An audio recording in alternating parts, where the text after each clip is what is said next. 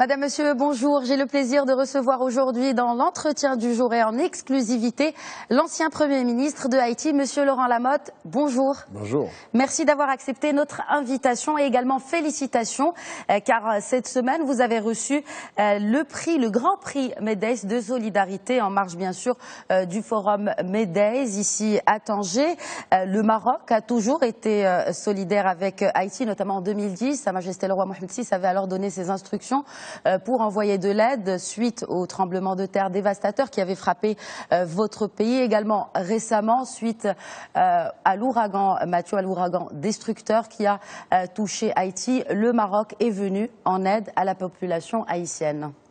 Tout à fait. Hier soir, nous avons participé au forum MEDES organisé par l'Institut Amadeus et on a été vraiment honorés et enchantés de voir la qualité du forum, la qualité des interventions, et on a été émerveillés par ce prix de solidarité envers Haïti, parce que dans un moment où Haïti a beaucoup de problèmes avec des catastrophes naturelles en cascade, le fait d'avoir reçu ce prix représente beaucoup plus que juste un prix.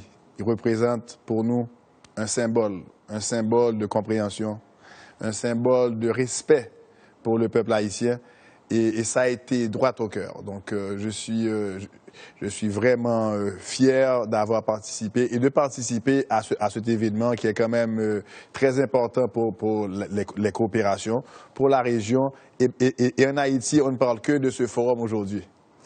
Alors justement, nous allons parler de symboles, nous allons également parler, lors de votre discours hier, pendant que vous receviez le prix, vous avez soulevé cette question du Sahara marocain et on peut le dire, vous avez eu la clairvoyance de barrer la route au Polisario. La solidarité africaine est aujourd'hui une réalité tangible, Monsieur Lamotte. Que diriez-vous à ces pays africains qui s'obstinent à reconnaître des entités factices au détriment d'une coopération qui pourra être beaucoup plus pérenne et beaucoup plus solide et surtout qui aurait des résultats beaucoup plus positifs? Voilà, donc moi j'ai fait l'expérience, Haïti a fait l'expérience parce qu'en 2006, le gouvernement précédent avait reconnu le Front Polisario. 7 ans après, donc le 7 octobre 2013, on a fait face à beaucoup de pression, quand même internationale, régionale, de pays amis, des coups de téléphone de chefs d'État qui supportaient ce Front Polisario. Quand ils ont su qu'Haïti allait prendre la décision d'annuler de manière pure et simple la reconnaissance du Front Polisario, il y a eu un lobby énorme pour essayer de bloquer cette décision. On a tenu ferme et on a dit que le Maroc est notre priorité et on reconnaît l'intégrité territoriale du Royaume du Maroc et nous avons annulé de manière pure et simple ça a été une décision souveraine qui nous a coûté beaucoup, mais nous sommes restés fermes, on a tenu le coup on a tenu à le faire dans l'intérêt d'Haïti et dans l'intérêt des relations avec le reste du monde, parce que quand même, un pays comme le Maroc, c'est un grand pays, vous avez un passé glorieux, vous êtes une nation spéciale. Donc Haïti a tenu à avoir cette solidarité avec le Maroc, a tenu à le faire pour montrer au reste du monde qu'il faut, dans ce cas, suivre l'exemple d'Haïti. Est-ce qu'il y a, au jour d'aujourd'hui, y a-t-il encore des pressions internationales qui poussent peut-être des pays à rester sur leur position ou même à annuler l'annulation de leur décision de ne pas reconnaître cette entité factice? Bon, il faut comprendre que quand même, ils ont beaucoup d'amis et d'alliés en Amérique latine et certains dans les Caraïbes. Donc, bien entendu, la pression est continue. Donc, il faudra rester vigilant. Et il faudra s'assurer d'avoir un contact permanent avec ces pays pour éviter qu'ils retombent dans la situation antérieure. Nous allons parler de l'Union africaine. On parle de Haïti comme l'Afrique des Caraïbes. En 2015, Haïti était membre associé à part entière de l'Union africaine et son adhésion n'a toujours pas été validée. Pourquoi ?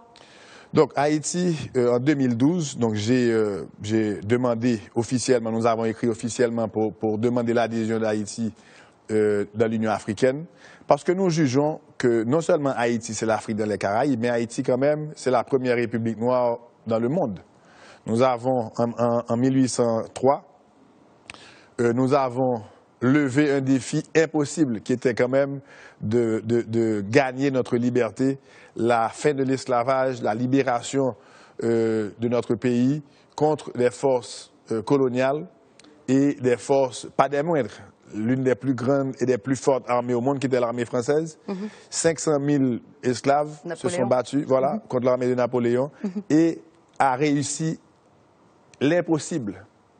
Donc aujourd'hui, si vous allez en Haïti, vous allez voir que c'est un pays essentiellement africain, à 98% une population noire descendante de l'Afrique. Donc, nos mœurs, nos traditions, la culture haïtienne est directement une tradition africaine.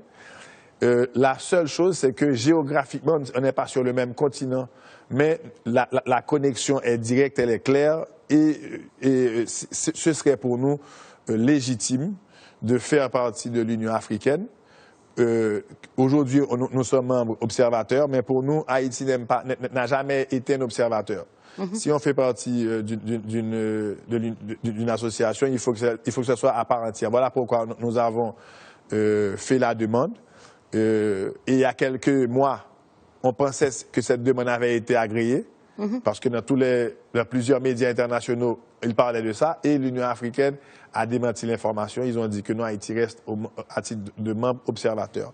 Donc, on va continuer à se battre, on va continuer à convaincre, à parler et à expliquer le bien fondé de l'adhésion d'Haïti dans l'Union africaine. Nous allons aller jusqu'au président, à la présidente de l'Union africaine, pour lui expliquer le bien fondé et les raisons solides pour lesquelles Haïti devrait faire partie de l'UA.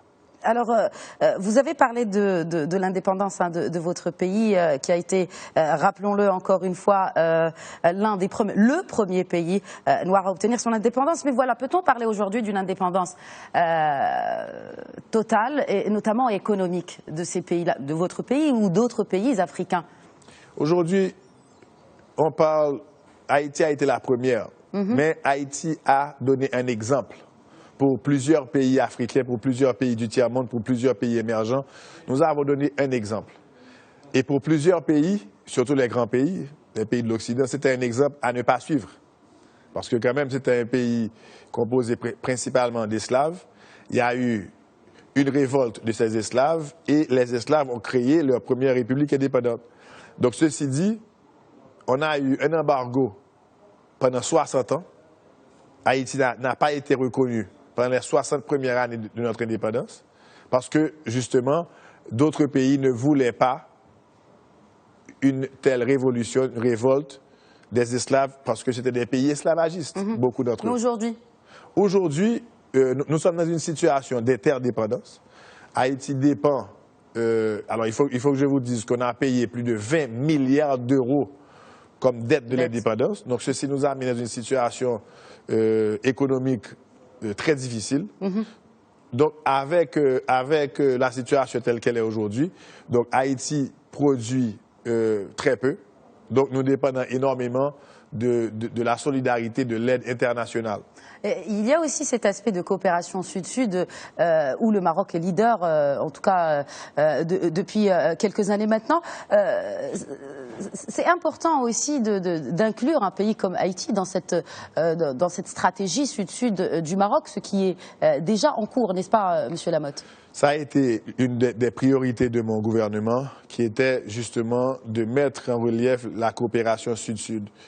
Pourquoi? Parce que, et là je salue la vision et le leadership de Sa Majesté le roi Mohamed VI, qui justement fait la promotion de cette coopération à travers l'Afrique et à travers le monde. Donc Haïti serait un partenaire privilégié compte tenu du fait de nos expériences et de la complémentarité des États du Sud à s'aider l'un l'autre pour partager nos expériences, partager nos succès, partager les points difficiles et échanger en termes de formation de cadres pour améliorer le capital humain. Donc tout ça contribuera demain à un Maroc meilleur, à une Haïti meilleure, à d'autres pays du Sud seront beaucoup plus capables d'affronter les problèmes en ayant une connaissance d'un voisin qui comprend les problèmes auxquels nous faisons face.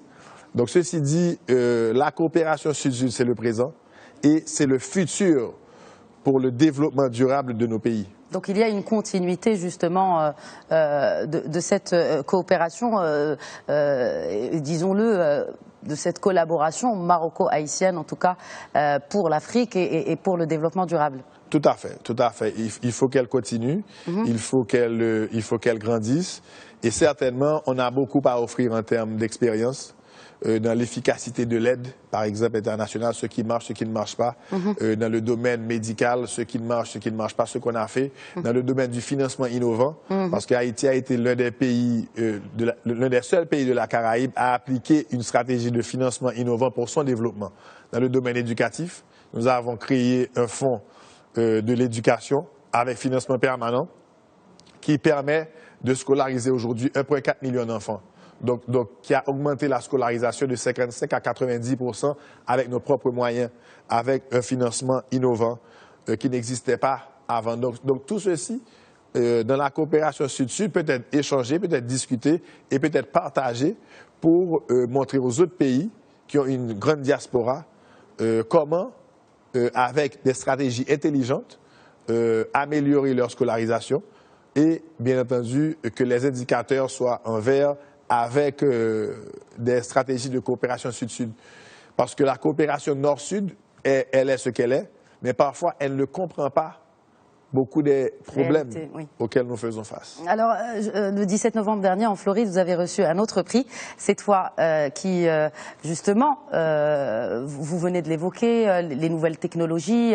Ce prix vous a été décerné pour votre rôle de leader, en tout cas dans la région. Mais vous avez préféré que ce prix revienne à Haïti. Pourquoi ?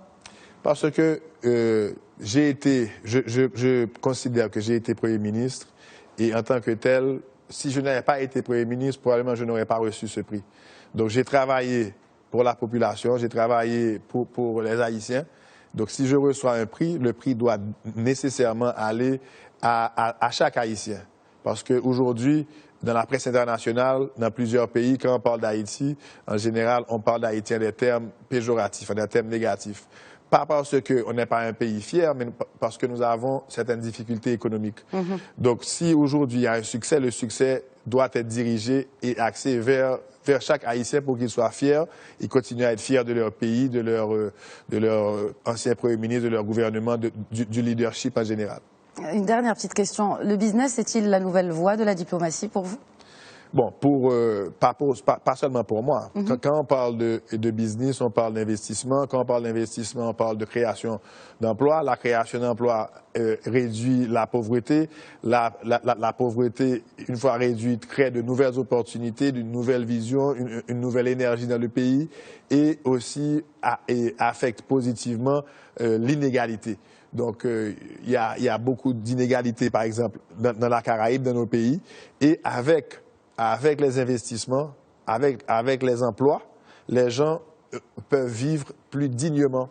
Donc tout ceci, c'est comme une chaîne de développement, mais qui passe principalement par l'investissement, par le secteur privé des affaires, qui doit aussi, de son côté, être beaucoup plus...